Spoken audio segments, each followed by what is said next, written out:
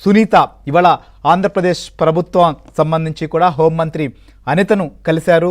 తమ తండ్రి హత్య కేసుకు సంబంధించినటువంటి విషయంలో తనకు ఇప్పటి వరకు న్యాయం జరగలేదనేటువంటి అంశాన్ని ప్రస్తావించడమే కాకుండా విచారణకు సంబంధించినటువంటి విషయంలో కావచ్చు లేదా గతంలో ఎవరైతే అక్కడ పోలీస్ అధికారులు కావచ్చు లేదా విచారణ చేసినటువంటి వారు కావచ్చు, వారు వ్యవహరించినటువంటి తీరు, వారు ఏ రకంగా కూడా అక్కడ సాక్షులను కానీ మిగిలినటువంటి వారిని ప్రభావితం చేసేటువంటి ప్రయత్నాలు చేశారు, ఈ కేసును నీరుగార్చేందుకు ఏ రకంగా వ్యవహరించారు అనేటువంటి అంశాలే కాకుండా ప్రభుత్వాన్ని తరపున ఇంకేమైనా ఈ కేసుకు సంబంధించి ఉపయోగపడేటువంటి అంశాలు కావచ్చు లేదా ఈ పోరాటంలో తమకు సపోర్ట్ కావాలని చెప్పి కూడా కోరినట్లుగా మనకు తెలుస్తోంది. ప్రభుత్వాన్ని ఇప్పటి వరకు మనం చూస్తున్నాం, పులివెందల దగ్గర నుంచి ఢిల్లీ వరకు ఈ హత్యకి జరిగిన తర్వాత తమకు న్యాయం కావాలంటూ కూడా సునీత ప్రతి వేదిక మీద కూడా ఆమె కోరుతున్నటువంటి పరిస్థితిని కూడా మనం చూసాం. సో గత ఎన్నికల సమయంలో కూడా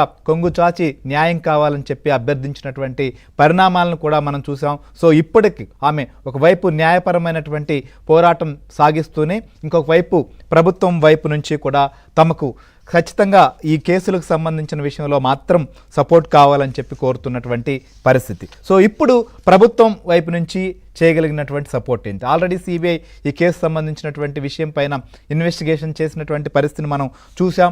అయితే గతంలో ఈ కేసును సిట్టు ఉండడం కావచ్చు లేదా అంతకుముందు అధికారులు కావచ్చు, వీరందరూ కూడా కొన్ని అంశాలపైన విచారించారు, కొన్ని వ్యవహరించారు. అలానే సిబిఐ విచారణకు వచ్చినప్పుడు కూడా గత ప్రభుత్వం సృష్టించిన అడ్డంకులు, కర్నూలులో జరిగినటువంటి పరిణామాలు మనం అనేకం కూడా చూసినటువంటి నేపథ్యంలో ఇప్పుడు ఆమె ఏం కోరుకుంటున్నారు, ఏ రకంగా ఈ కేసులో న్యాయం జరగాలి, అసలు సూత్రధారులు ఎవరు, పాత్రధారులు ఎవరు, అసలు వ్యక్తులు ఎవరు, లేదా ఇప్పుడు ఉన్నటువంటి వారికి ఏ రకంగా రక్షణ